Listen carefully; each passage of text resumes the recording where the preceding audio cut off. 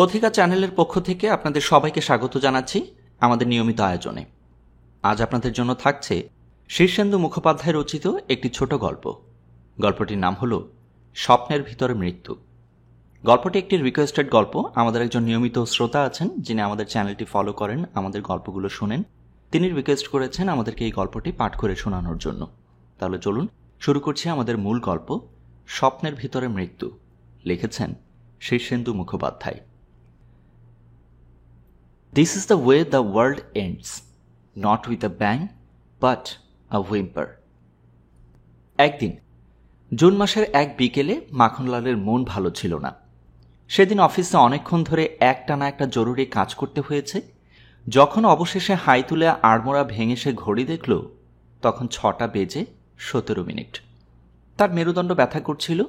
মাথার ভিতরে কোথায় একটা রগ বিদ্যুতের মতো চমকে চমকে উঠছে। পাখার হাওয়ায় কোথায় একটা কাগজ উঠছে। মাখনলাল দেখতে পেল না, কিন্তু সেই শব্দে তার শিরা উপশিরা শিউরে উঠেছিল।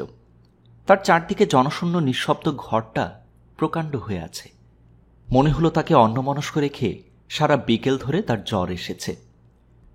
করিডোরে বেরিয়ে এসে সে দারোয়ান রামজীবনের পায়ের শব্দ পায়। নাগরা জুতো অন্ধকারে হাতুড়ির মতো ঠুকতে ঠুকতে সে অনেকক্ষণ ধরে দোতলা সিঁড়ি ভেঙে নেমে আসছিল। চাবির গোছার শব্দ, কাশির শব্দ, দেহাতি গানের কলি পরস্পর মিশে যায়। সে এই বুড়ো অফিস বাড়িটার সিল করবার গালার অদ্ভুত গন্ধ, পুরনো গদ, কাঠ আর বার্নিশের গন্ধ পায়।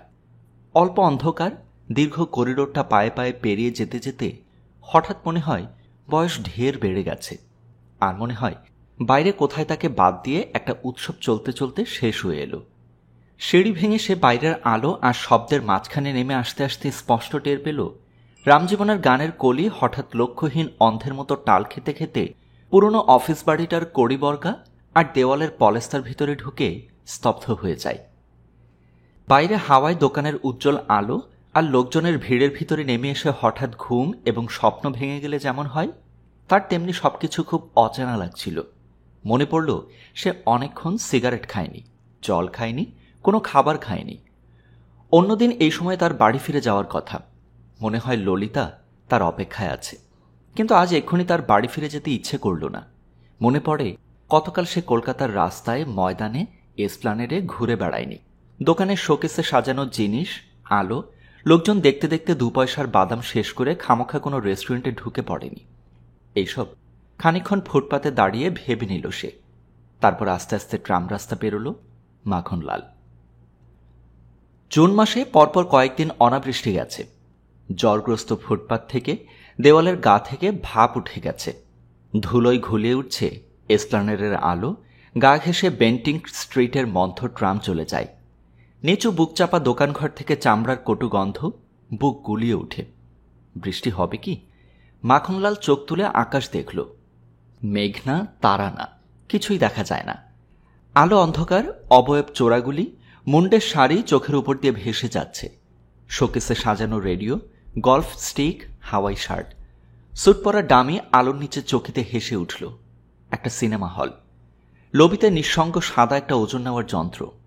মাখনলাল পেরিয়ে যাচ্ছিল। যেতে যেতে কি ভেবে দাঁড়িয়ে ফিরে এলো। এখন বিকেলের শো চলছে। লবিটা নির্জন। মাখনলাল ওজন নেওয়ার যন্ত্রটার দিকে এগিয়ে গেল। ওজন নেওয়ার যন্ত্রের ভিতর পয়সাটা ফেলে দেওয়ার পর যখন ঢিন ঢিন করে একটা জটিল গলিঘুজির পথ দিয়ে সেটা নেমে যাচ্ছিল, তখন মাখনলাল যন্ত্রটাকে লক্ষ্য করল। পয়সাটা কোথায় ধাক্কা মারল কে জানে। হঠাৎ ভিতরে কোথায় বিদ্যুৎ স্পৃষ্টের মতো শিউরে লাফিয়ে উঠল যন্ত্রটার হৃৎপিণ্ড। কোথায় একটা স্প্রিং শিরার মতো টিকটিক করে কাঁপতে থাকে। লিভারের ওঠানামার সঙ্গে সঙ্গে সেই যন্ত্রটার জেগে ওঠা টের পেল।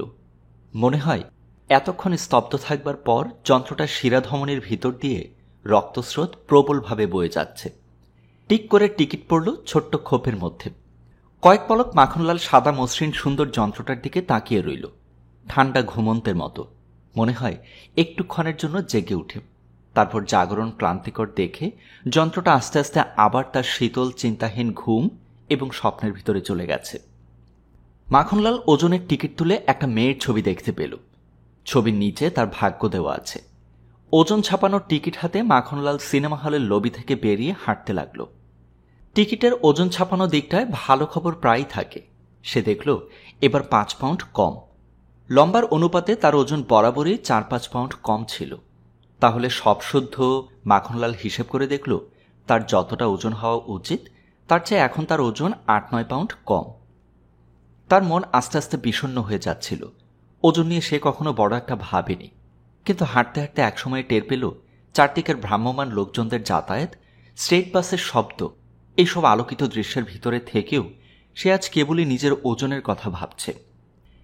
এইভাবে কিছুক্ষণ হাঁটল মাখনলাল। তারপর রাস্তার ওপাশে একটা খুব ঝলমলে সিগারেটের দোকান দেখতে পেয়ে ট্রাম রাস্তা পেরোল। ব্যস্ত দোকানের দিকে পয়সা বাড়িয়ে 1 প্যাকেট চারমিনার বলে সে দোকানের অসম্ভব সরু লম্বা আয়নায় হঠাৎ নিজের মুখ এবং কোমর পর্যন্ত দেখতে পেয়ে চমকে উঠল। নিজের লাবণ্যহীন দুর্বল মুখের দৈনন্দিন বিষণ্ণতা আর অবসাদ সে দেখে নিল। সে জানে তার শরীরও ছোটখাটো, কোনোখানেই তা শক্ত কিংবা পুরুষালী নয়। অনেকদিন ধরে সে রক্তহীনতা রোগে ভুগছে কি, কিংবা বহুদিন ধরে অন্যমনস্কতার সুযোগে তার কোনো গোপন অসুখ তৈরি হয়ে গেছে, সে বুঝল না। সিগারেটের প্যাকেট বাড়িয়ে দিয়ে দোকানি তাকে লক্ষ্য করছে টের পেয়ে মাখনলাল চোখ সরিয়ে নিল। একটা সিগারেট ধরিয়ে হাঁটতে হাঁটতে সে ভাবছিল কোথায় যাওয়া যায়। ওজন নেওয়ার টিকিটটা তখনও হাতে ধরা ছিল। সেটা ছুড়ে দেওয়ার আগে মাখনলাল তার ভাগ্যটা পড়ল, যার অর্থ দাঁড়ায় শিগগিরই আপনি খুব বিপদে পড়বেন, তবে সেটা বেশি দিন স্থায়ী হবে না। বিপদ? মাখনলাল ভ্রু কুঁচকাল। আবছা রহস্যময় একটা কার্যকারণ সূত্রকে সে টের পাচ্ছিল। সে জানে কোনো যুক্তির সূত্রে লেখাটা তার হাতে আসেনি, এর কোনো মানে নেই। তবু কোথায় সূক্ষ্মভাবে সে সচেতন হয়ে উঠেছিল। সিগারেটের তীব্র ধোঁয়া তার স্নায়ুপুঞ্জে, গলার স্বরনালীতে, বুকে দয়াহীন ছড়িয়ে পড়ছিল। সে টিকিটটা দুমড়ে ছুঁড়ে ফেলে দিল। তারপর রাস্তায় দোকানের উজ্জ্বল আলো, কাটা কাটা নাক মুখ চোখ গলির মুখে চোরা অন্ধকার দেখতে দেখতে খানিকক্ষণ বোধহীনের মতো হাঁটল মাখনলাল।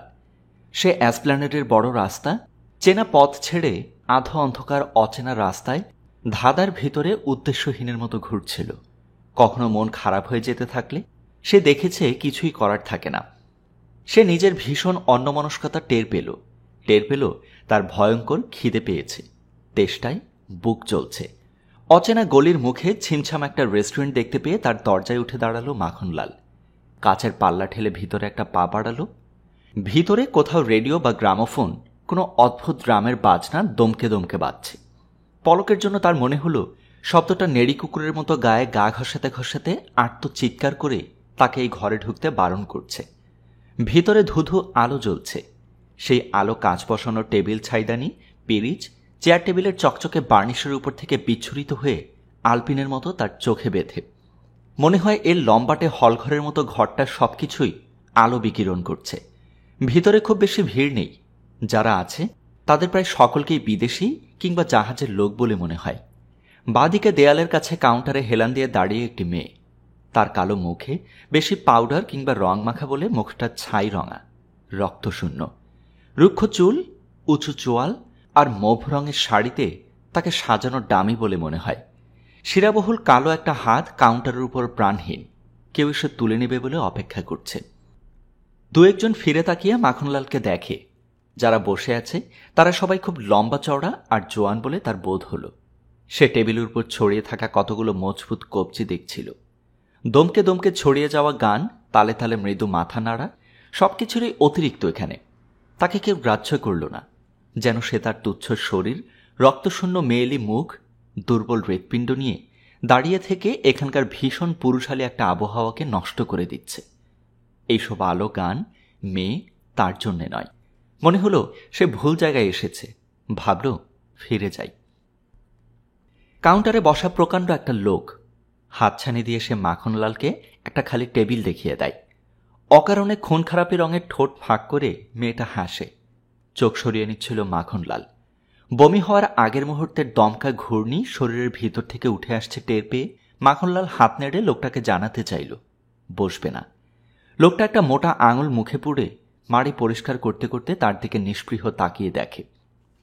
মাখনলাল নিজে কি করছে বুঝতে পারছিল না। বেরিয়ে আসবার জন্য সে অন্ধের মতো কাচের পাল্লাটার দিকে হাত বাড়ালো। সেই মুহূর্তেই সাদা দাড়িওয়ালা বুড়ো এক বেয়ারা দরজার কাছে এসে দাঁড়ায়। সে বোঝে তার জন্যেই। ফিরে তাকাতেই হঠাৎ বিদ্যুৎ স্পৃষ্টের মতো চমকে উঠে তার মনে হলো ভিতর থেকে কেউ আগুনের মতো একজোড়া চোখ তার দিকে ছুড়ে দিয়েই নামিয়ে দিল।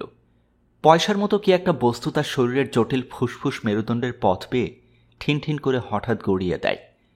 উন্মাদ গ্রামের শব্দ সেই মুহূর্তেই খুব উঁচু গ্রাম থেকে হঠাৎ চূর্ণীকৃত ভগ্নাশয়ে লয় পেয়ে যাচ্ছিল।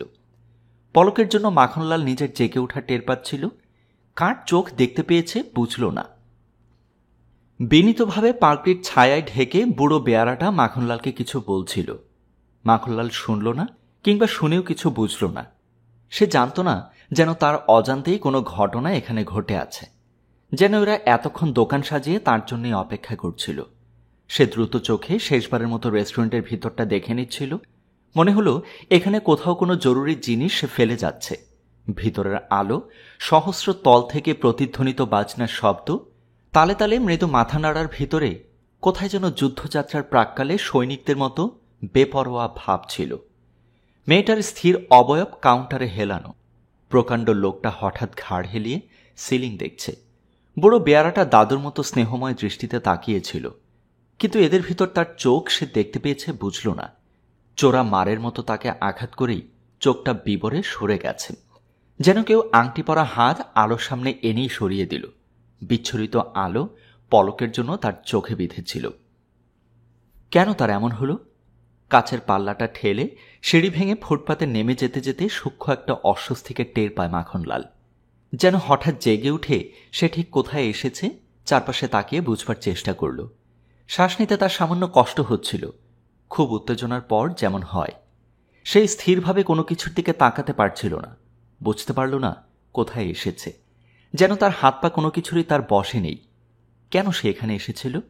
চকিতে তার মনে পড়ে যায় অন্যদিন এতক্ষণে সে তার শহরতলির ছোট্ট বাসায় ফিরে গেছে।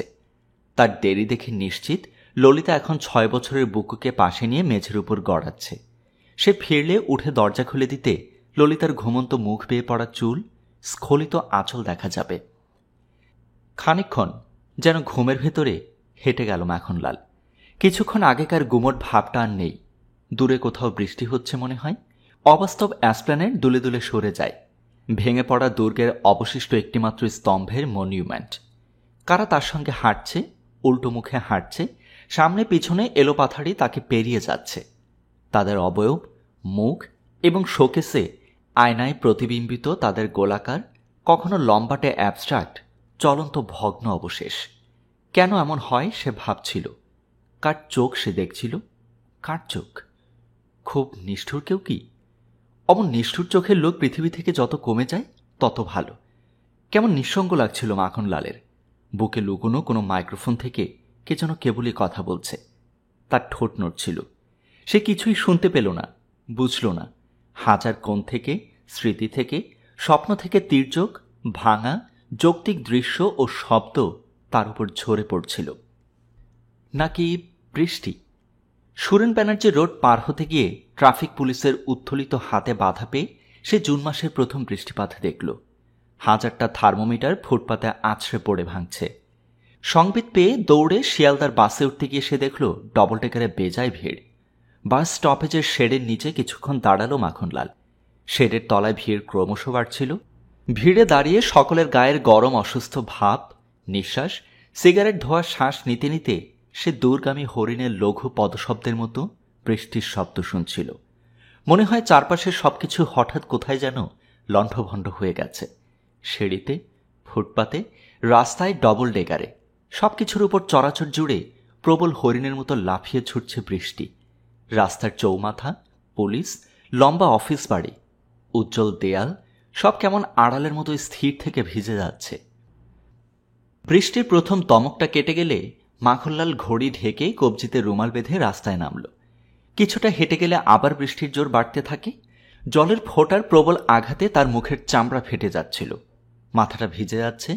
চুল বেয়ে জল ভেজা ঘাড়ের কাছ দিয়ে অজস্র আঁকাবাঁকা কেঁচোর মতো পিঠ বেয়ে যাচ্ছিল। হাঁটার তালে কিংবা বাতাসে হঠাৎ জামাটা পিঠের চামড়ার উপর থেকে সরে যাচ্ছিল বলে তার বোধ হচ্ছিল কেউ তার চামড়া ছাড়িয়ে নিচ্ছে। রাস্তাটা ধুধু করা বাঁশপাকার জলকণায় আদি অন্তহীন। একটা স্কুটার তীব্রভাবে জল কেটে লঞ্চের মতো চলে যায়। সামনে পা ফাঁক করে বলিষ্ঠ একটি ছেলে লোহার হাতে হ্যান্ডেল ধরে আছে। পিছনের সিটে জড়সড় রুমালে ঢাকা মুখ মেয়েটি ছেলেটির পিঠে এলিয়ে আছে। সামনে পিছনে ছায়ার মতো কয়েকজন কলকুচো হয়ে রাস্তা পার হয়ে যাচ্ছিল। স্কুটারটা বৃষ্টির ভিতরে দূরে চলে যেতে যেতে হঠাৎ বাঁক নিল, লাফিয়ে উঠে টাল খেয়ে তীরের মতন মিলিয়ে গেল, উল্টে পড়ল না। আশ্চর্য!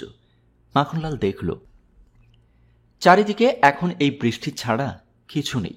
রাস্তার দুধারে যে প্রকাণ্ড উঁচু বাড়িগুলোর তলায় দাঁড়ালে নিজেকে ভীষণ হীন বলে মনে হয়, সে বাড়িগুলো এখন ঝাপসা, পটে আঁকা, নিসর্গের সঙ্গে এক হয়ে যাওয়া ঝুপসি ঝুপসি গাছের মতো দাঁড়িয়ে জড়সড় হয়ে ভিজছে। নিঃসঙ্গ একা মাখনলাল বৃষ্টির ভিতরে হেঁটে যেতে টের পেল চারধারে এই বৃষ্টি এক প্রবল ঘেরাটোপের মতো ঘিরে আসছে। ঝাপসা ধোয়াটে পুরনো ছবির মতো ঘরবাড়ি, দোকান, দু একটা মানুষ, এরা সব অসত্য। কোথায় যেন এই বৃষ্টির সঙ্গে সে একাকার হয়ে যাচ্ছিল চেনার রাস্তা। তবু তার মনে হলো কোনোদিন কখনো সে এই রাস্তায় আসেনি। এই বৃষ্টি যেন তার চেনা পরিচয়কে ধুয়ে নিয়ে যাচ্ছিল, যেন সে এক অদ্ভুত পর্দার আড়ালে আছে। পর্দা সরালেই দেখতে পাবে বিদেশ। স্রোতের মতো জল ফুটপাত থেকে তার জুতোয় চলকে উঠে বয়ে যাচ্ছে। সে খেয়াল করল না। এমন বৃষ্টির মতো স্বাস্থ্যকর আর কি আছে? মনে পড়ে কতদিন সে বৃষ্টিতে ভেজেনি, রোদে আপাদমস্তক পড়েনি। মনে হয় প্রেমহীন প্রকৃতিহীন কতগুলো দিন সে স্বপ্নের ভিতরে কাটিয়ে দিয়েছে। কখনো ফিরেও দেখেনি দিনগুলি, কোনো স্মৃতি থাক তাও চায়নি। মনে হয় বহু দৃশ্য, শব্দ, চলার ভঙ্গি, অনেক নিস্তব্ধতা, মৃত্যুর শোক এইভাবে তাকেই উদ্দেশ্য করে ঝরে গেছে। দূরের চিৎকার, অস্পষ্ট মন্থর গ্রামের শব্দ, পাখির ডানার শব্দ, পাতা ঝরে পড়বার শব্দ তার উদ্দেশ্যে কেউ নিক্ষেপ করছিল। এমন স্বজনহীন বান্ধবহীন সন্ধেবেলা সে আর কখনো দেখেনি। কেন সে বৃষ্টিতে এলো? কেন? মনে হয় এমনতর স্বাদ তার কিছু কিছু রয়ে গেছে। মনে পড়ে কোনো শীতের দুপুরে কার্জন পার্কে গাছের ছায়ায় সারাদিন শুয়ে থাকবার স্বাদ তার কখনো মেটেনি। মানুষের কাছে নয়, কিন্তু অন্য কোথায় যেন সে ফিরে যেতে চেয়েছিল। পূব বাংলায়, পূর্ব বাংলায়, তাদের পুরনো বাড়ির জানলার ধারে এতদিনের শেফালি ফুলগুলো ম্লান হয়ে এলো। পানাপুকুরের কালো পাড়ে শ্যাওলা, কচু পাতায় বাতাস লাগবার শব্দ, কামরাঙা গাছ থেকে একটিমাত্র ঘুঘুর ডাকে কত গভীর দুপুর হঠাৎ দেউলিয়া হয়ে গেল। কার চোখ সে দেখছিল? সে কি খুব অচেনা কেউ? নিজেকে এমনতর উদ্বাস্ত তার আগে কখনো মনে হয়নি। ছেলেবেলায় ঘরের দেওয়াল ঘড়িটার শব্দ সে যেমন সবসময় খেয়াল করে শুনত না, কিন্তু ঘর নির্জন হয়ে গেলে কিংবা মাঝরাতে হঠাৎ ঘুম ভেঙে গেলে তার দম শেষ করে দেওয়ার অদ্ভুত একরোখা শব্দ শুনে চমকে উঠে ভেবেছে, আরে ঘড়িটা, তাই না? তেমনি হঠাৎ নির্জন নিঃশব্দ হয়ে গিয়ে সে তার যন্ত্রটাকে টের পেল। বিষণ্ণতার ভিতর দিয়ে শিয়ালদা স্টেশনে এসে 8:45 ট্রেন ধরল মাখনলাল। বৃষ্টি পড়ছে না, বাইরে জুন মাসের আকাশ ঘোলা হয়ে আছে। মেঘ না, তারা না, কিছুই দেখা যায় না। ট্রেনের জানলার হাওয়ায় মাথা রেখে চোখ চেয়েছিল মাখনলাল। ভেজা মাথা বুক ঠান্ডা বাতাসে চিড় খেয়ে যাচ্ছে। ট্রেনের চাকা দ্রুত লাইন বদল করছিল। জং ধরা লোহালক্করের শব্দ, কাপলিংয়ের শব্দ, স্প্রিং আর ঢিলে ঢোলা নাটবল্টুর শব্দ অবিরাম তার শরীরের ভেতর থেকে উঠে আসতে থাকে। উল্টোমুখ ট্রেনের ভৌতিক জানলায় কার হাত সাপের মতো নড়ে যায়, কার চশমার কাছে বাইরের অন্ধকার নিসর্গের বিকৃত দোমড়ানো প্রতিচ্ছবি ফুটে উঠেই মিলিয়ে গেল। একটু রাতে তার শহরতলির ছোট্ট বাসায় ফিরল সে। দরজা খুলে দিতে দিতে ললিতা অস্পষ্ট, যেন স্বপ্নের ভিতর থেকে কথা বলছিল। চকিতে মাখনলাল তার ঘাড়ের উপর দিয়ে ওপাশের দেওয়ালের ক্যালেন্ডারের দূর সূর্যাস্তের দিকে বহমান 3টে নৌকোর ছবি দেখতে পায়। মেঝের উপর বুকু ঘুমোচ্ছে। অচেনা মিশ্র এক জনতার ভিতর থেকে এসে ঘরের দরজায় পা দিয়ে সে নিজেকে আলাদা অনুভব করছিল। হাত মুখ ধুয়ে ঢাকা ভাত খেয়ে নিতে নিতে আস্তে আস্তে সে স্বাভাবিক বোধ করছিল। ললিতা খেতে বসলে দু একটা কথা বলছিল মাখনলাল। তারপর কি বলছিল ভুলে গেল। খাটের উপর আলাদা বিছানায় শুয়ে মাখনলাল দেখছিল ছোট্ট বিছানায় বুকুর পাশে শুয়ে পড়বার আগে ললিতা টর্চ জেলে মশারির ভিতরে মশা গুচ্ছে। মনে পড়ে কবে কোন ভিড়ের ট্রামে কিংবা বাসে কার হাতের চামড়ায় সবুজ উল্কিতে আঁকা একটা নেংটো পরীর ছবি দেখেছিল। পিঠে কাকের পাখার মতো দুটো পাখা লাগানো। বয়সে হাতটার চামড়া কুচকে এসেছিল। পরীটার শরীর হয়েছিল বেঢপ, এবড়ো থেবড়ো। নাক মুখ চোখ কিছুই বোঝা যায় না। মনে হয়েছিল হাতের উপর পরিটার বয়স অনেক হয়ে গেল, তবু হাত ছেড়ে উড়ে যাওয়ার সে কি প্রাণান্তকর চেষ্টা। ঘর অন্ধকার হয়ে গেলে মাখনলাল চোখ বুঝবার আগে ললিতাকে উদ্দেশ্য করে বলল, বুঝলে, ছুটি পেলে খুব দূরে কোথাও বেড়াতে যাব। অনেক রাতে দুঃস্বপ্ন দেখে ঘুম ভাঙল মাখনলালের। কিছুক্ষণ সে কোথায় কিভাবে আছে না বুঝে চেয়ে রইল। মাথার ভিতর একটা স্কুটারের শব্দ ঘুরে ঘুরে যায়। সে টের পেল তার হাত পা মাথা সব অদ্ভুত ভঙ্গিতে ছড়ানো, চিত হয়ে শোয়া দুটো হাত বুকের ওপর। কারা যেন চোরা গলিতে পরিত্যক্ত নির্জনে একটা ম্যানহোলের ঢাকনা খুলে রেখে তার জন্যই অপেক্ষা করছিল। সে গলিজোড়া সেই হাঁ করা ম্যানহোলের দিকে পা বাড়িয়ে হঠাৎ মাধ্যাকর্ষণের কোনো এক মুখ দিয়ে শূন্যতা এবং সময়হীনতার মধ্যে গড়িয়ে পড়ছিল। কিন্তু খুব বেঁচে গেছে মাখনলাল। ঠিক সময়ে ঘুম না ভাঙলে সেই গর্তে অন্ধকারে পুঁতিগন্ধে নগণ্য ইঁদুরের মতো মৃত্যু হতো। অস্থিরতা টের পেয়ে মাখনলাল উঠে বসল। স্খলিত অচেনা গলায় ডাকল, ললিতা।